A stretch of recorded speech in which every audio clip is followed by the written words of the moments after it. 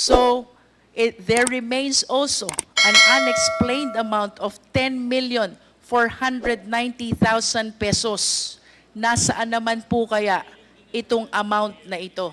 It is the humble submission of this representation that there is a prima facie case of malversation, and in addition, an apparent case of breach of public trust.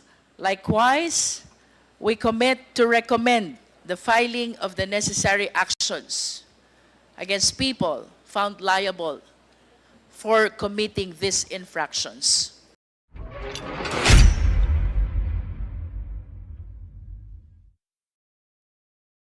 Chair would like to recognize Congresswoman Luistro. Thank you, Mr. Chair. I wish to express my frustration along with the other members of this committee for not being able to ask questions to our resource speakers from the office of the OVP. I just hope that they realize that the committee is providing them an ample due process, an avenue for them to be able to refute, to belie the findings that we have established already. But they prefer not attending the hearing rather than giving their due explanation to all the issues which have been raised already. Mr. Chair, after the last hearing of the Committee on Blue Ribbon, the Vice President held a press conference, although apparently she did not address squarely the findings that we have established already.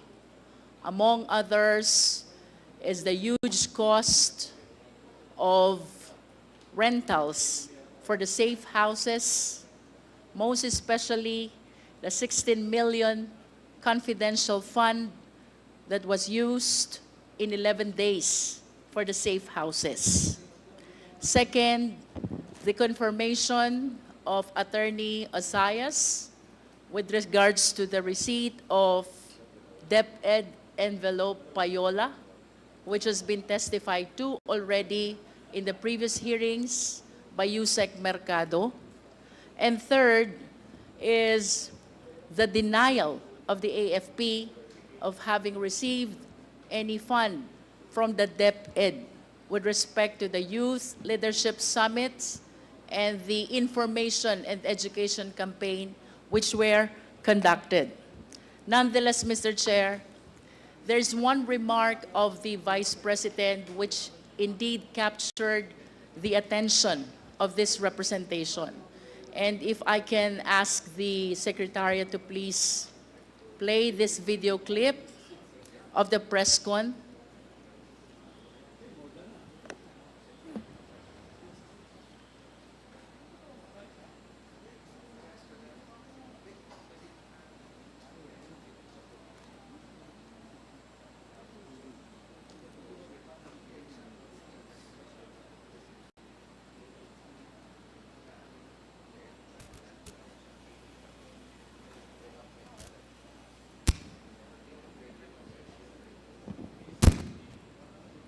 Since we're having some technical problem, let me share with you what she said during that press con. She said that the DepEd Confidential Fund ay ginamit para magbigay ng impormasyon sa militar at sa local government units kung saan dapat gawin ang Youth Leadership Summits at ang Information Education Campaign. First of all, Mr. Chair, I find it really strange. A civilian office like the Department of Education is the one which will be providing a confidential information to the military and the LGU with respect to national security. Hindi po ba baligtad ito, Mr. Chair? Because it is indeed the mandate of the AFP to promote and secure the national security and interest of our country. Pero dito po sa naging pronouncement ng ating Vice Presidente, she said, ang confidential fund ng Department of Education ay ginamit para magbigay ng impormasyon sa militar at sa LGU kung saan dapat gawin ang Youth Leadership Summits at ang Information Education Campaign. Mr. Chair, I wish to invite the attention of the committee to the certifications that were issued by the AFP and were submitted by the DepEd to COA in support of the utilization of the DepEd Confidential Fund, and the same provides YLS and IECs are conducted to prevent recruitment of teachers and students by terrorists and insurgents. May we request Attorney Camora to please confirm kung ito nga po ba ay nakasaad sa certifications ng AFP. Attorney Camora. Mr. Chair. The certifications submitted by AFP to DepEd and which were subsequently submitted by DepEd to COA in support of the utilization of the DepEd Confidential Fund provides, among others, that YLS and IECs are intended to prevent recruitment of teachers and students by insurgents and rebels. That is what is contained in the certification, Mr. So you Chair. confirm? Yes, Mr. Chair. And having said so, Mr. Chair, we must understand that there are 4 existing programs of DepEd. And I wish to know also from COA, sang program po ba pumasok ito?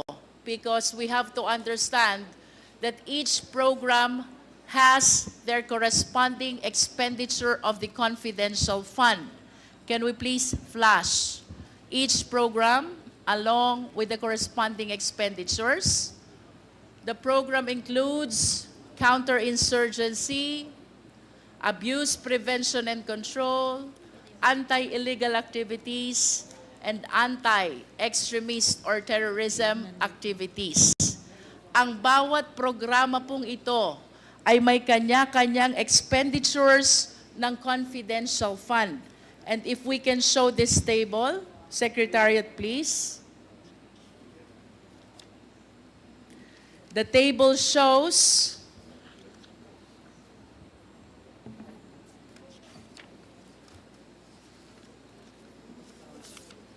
that for counterinsurgency program, first quarter, DepEd spent 2 million, and second quarter, DepEd spent 2,050,000.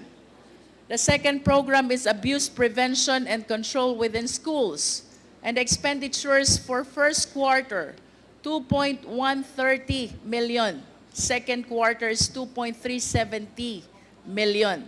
Anti-illegal activities, first quarter, 1.5 million, and second quarter, 1.7 million. And for anti-extremism, first quarter, 1.8 million, and second quarter, 1.8 million.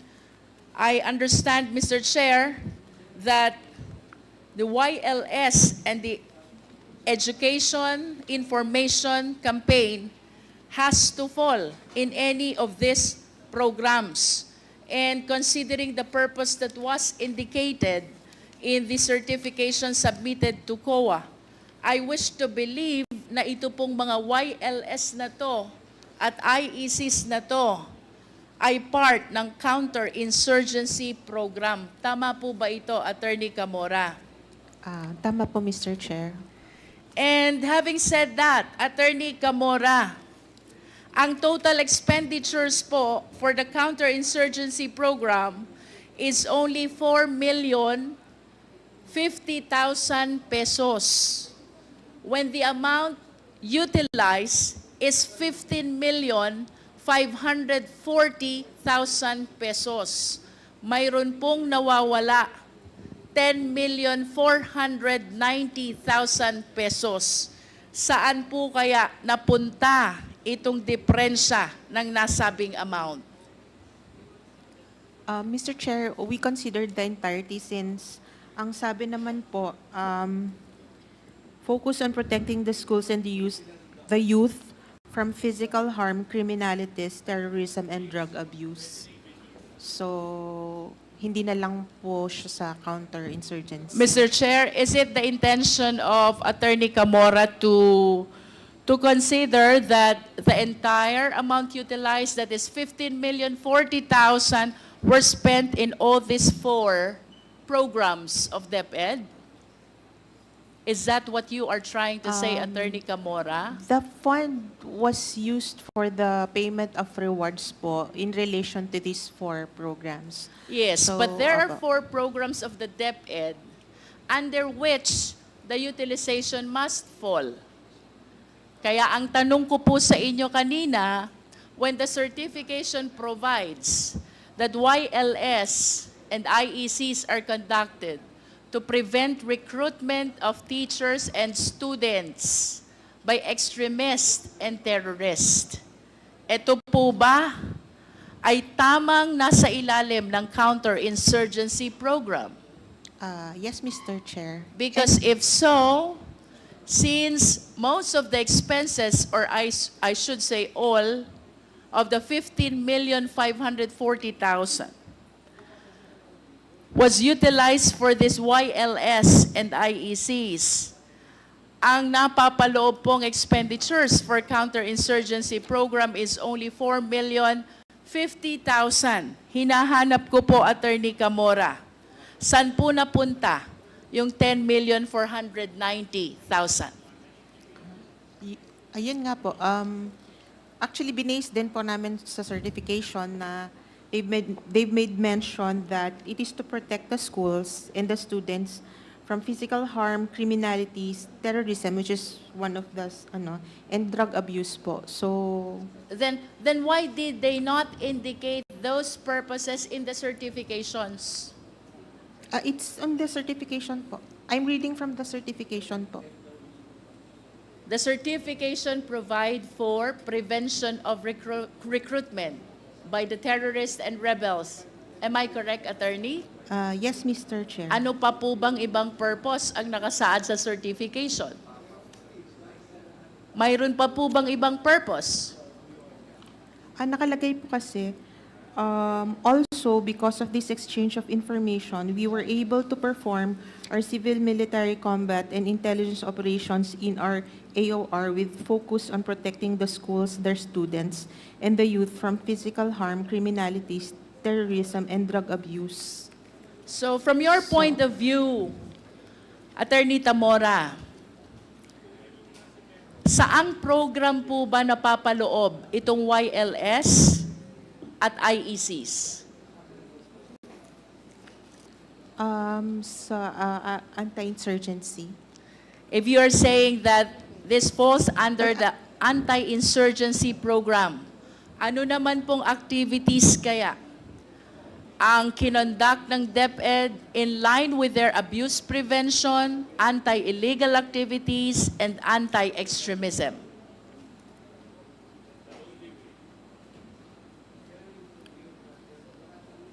Based din po dito sa YLS, yun pong other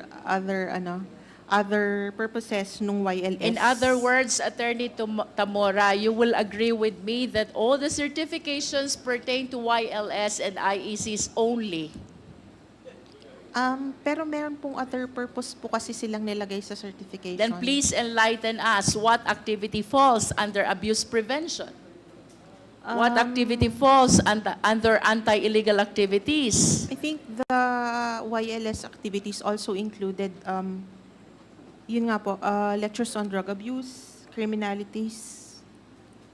Are you not particular about defining, identifying sang programa po ba ito na papaloob? How are you able to account the expenditures if you are not even aware kung saan programa kasama yung mga activities ng DepEd? I think that was not part of the yung naging part nung review nito. Dahil nung nagpasubmit po kami ng sa rewards, I will raise the same question for the last time, attorney. You were saying that the YLS and the IEC fall under counterinsurgency program. yes, Mr. And that Chair. is only 4,050,000. Yes, Mr. Way Chair. below the 15,040,000 confidential fund that was utilized by DepEd. What therefore are the activities that fall under abuse prevention first? Mr. Chair, ito lang po yung naging basis namin, Mr. Chair. I understand that this 15 million is not even a subject matter of an AOM or an ND. Tama po ba ako? It was a subject matter of AOM po. And then what happened with the AOM? And then this is their answer, yung certification po. And you simply adopted this. Yes po. And you agree with me that it is not clear with COA kung anong activity ang pumasok in every or each of the 4 programs. Hindi na po namin kinategorize, Mr. Chair. I wish to invite the attention of the committee to the total amount spent for all these programs. Nasa ilalim po. First quarter is 7.5 and then second quarter is 8.31. How can you give us a clear presentation on how this 15 million was utilized if you could not identify under which program every activity falls?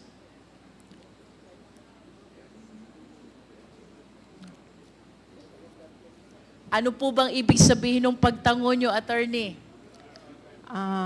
Yun po, hindi po na-consider nung evaluate po na i-categorize siya according to the programs of the DepEd. But can you confirm to us, yun po bang certifications na sinasabi nyo, which is stated that YLS and IECs are intended to prevent recruitment? Pare-parehas po ba yan? O may iba pa pong purpose na nabanggit? Ayun po, yung isang certification may ganun pong nakalagay na other purpose. How many certifications are we talking about, attorney? Dalawa lang. For the entire 15,040,000 pesos confidential fund of Pero DepEd. ilan?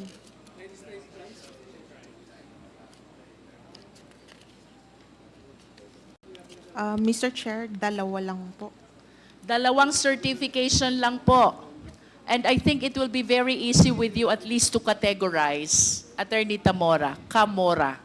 San po bang program na pasama yan? Dadalawa naman pala. Can you please read the purpose of the first certification?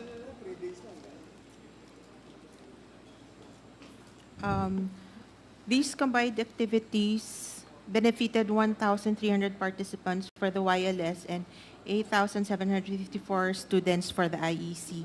These collaborative efforts with the DepEd, Region 1 NICA, Regional Office 1, and OPAPRU were conducted to insulate the students from exploitation by the communist terrorist groups and inform them of the ills of terrorism and communism. Would you And agree with first- me that that is counterinsurgency program? Yes, Mr. How Chair. much is the amount indicated? There is no amount indicated in this particular There is no amount certification. indicated. How about the other certification? Can you please read to us? Only the first purpose po. Kasi, Mr. Chair, there is a second purpose in this one. What which is the second purpose? Yung first po na binasa ko na about criminalities, terrorism, and drug abuse. And then, Is there any third and fourth purposes? no, Mr. Chair. Wala na. First Opo. and second. Yes, Mr. So in Chair. other words, the certifications provide, first is the counterinsurgency, and second, it encompasses the 3 other remaining programs. Yes, Mr. Chair. However, I wish to manifest, Mr. Chair, that the COA should be able to identify under which program each expenditures fall, because if I will be basing our interpretation to the certification which states as primary purpose that the YLS and IECs are conducted to prevent recruitment, then it means that the program which is being implemented by DepEd is the counterinsurgency program. And considering that the amount which was spent for this program is only 4,050,000, I wish to be enlightened, magkano kaya yung nagastos for the abuse prevention, magkano kaya ang nagastos para sa anti-illegal activities, at magkano kaya ang nagastos para sa anti-extremism. It is my humble submission, Mr. Chair, that the COA should be able to identify this, to be able to give a clear presentation and account of the public funds which were utilized by the Office of the Department of Education. Mr. Chair, moving to my second observation, the DepEd Confidential Fund, according to the Vice President, was used to obtain information where military and LGU should hold the YLS and IEC. Again, I find this strange. Nabaligtad na po, because the office which has the mandate on addressing the national security and interest is the AFP, the Office of the National Defense. So I wish to believe that matters concerning national security ay mas marami pong information ang DND compared to the Department of Education. But strangely, ang nakasaad po dito, ang confidential fund ng DepEd ay ginagamit para makakuha ng impormasyon at masabihan ang military kasama na ang LGU saan kayo magko-conduct ng Youth Leadership Summits at Information Education Campaign.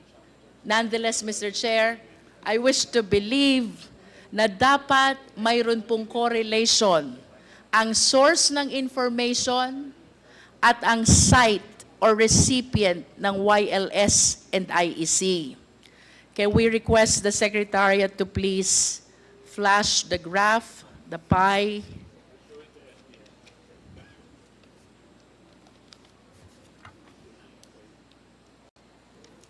Mr. Chair, the payment of rewards indicated in our graph shows,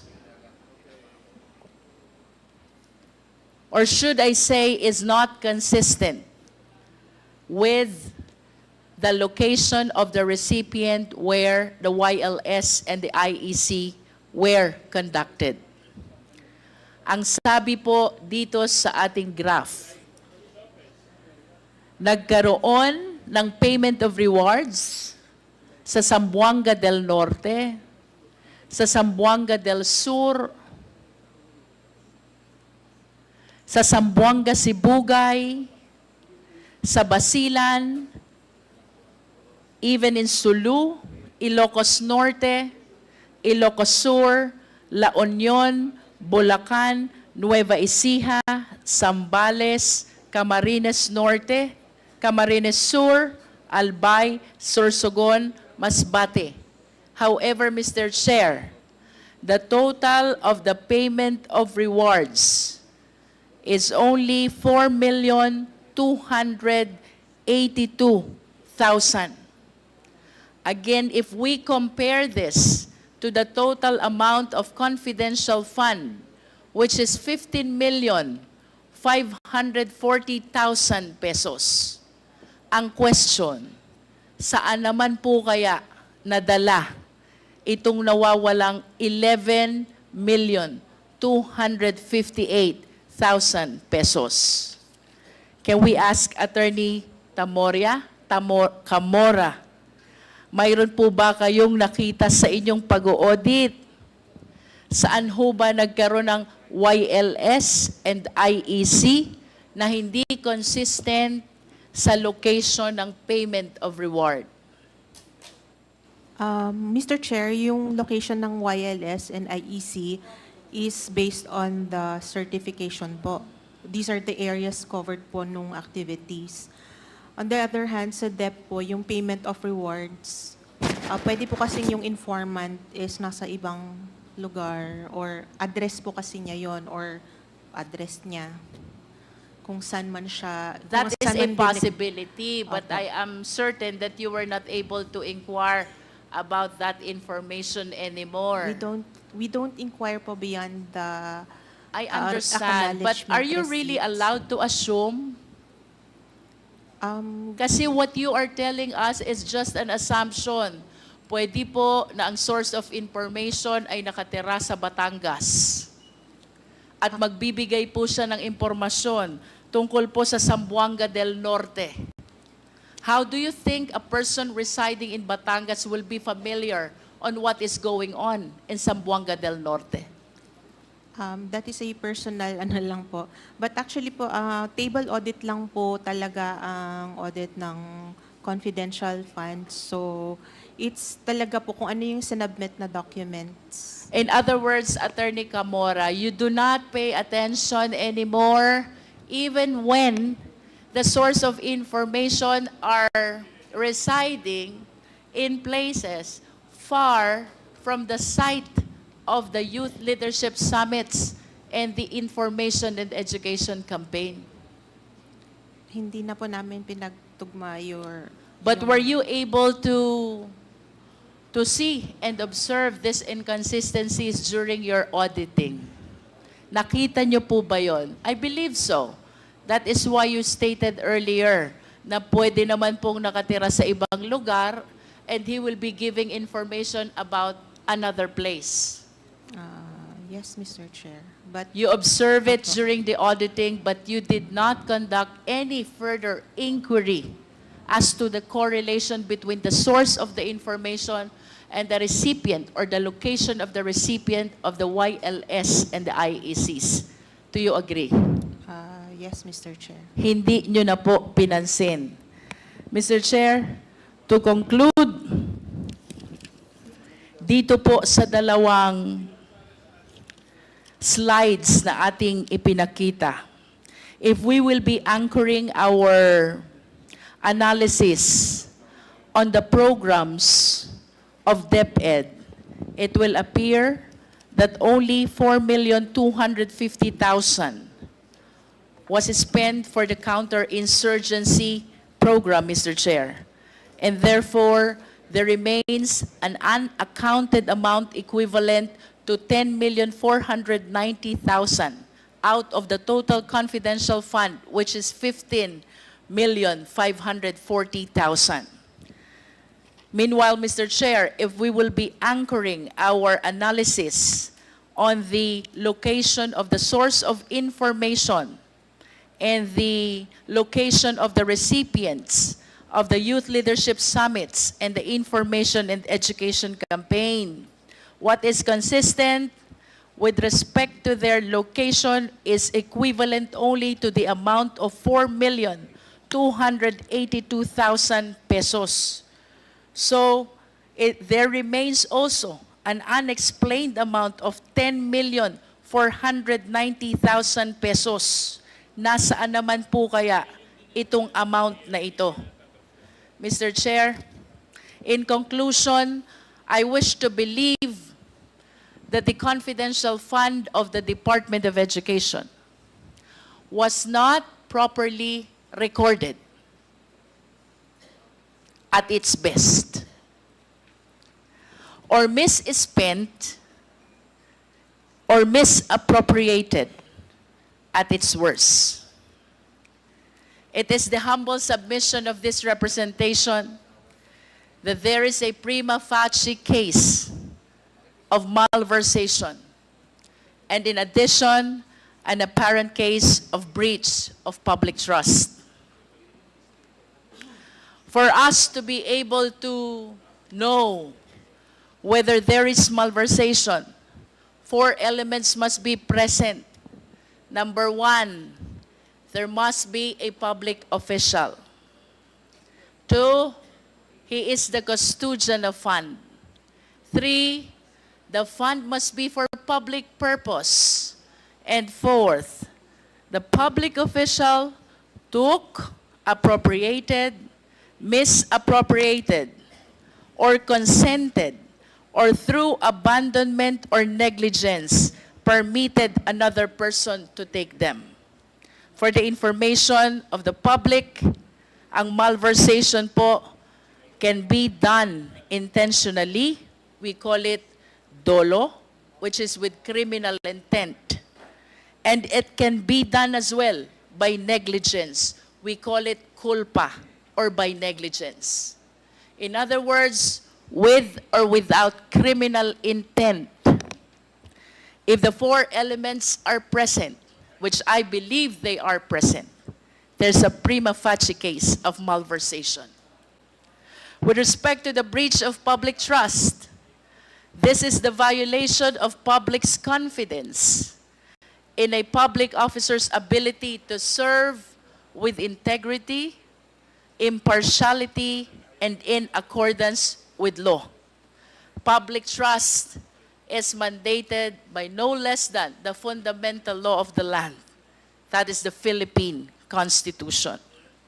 We wish to express our utmost trust and confidence to the 19th Congress of the Philippines in addressing the apparent infractions of our rules on malversation and breach of public trust. And to the Filipino people, Mr. Chair, rest assured that this committee will legislate the necessary laws to safeguard not only confidential fund, but all public funds. As likewise, we commit to recommend the filing of the necessary actions against people found liable for committing these infractions. Thank you, Mr. Chair.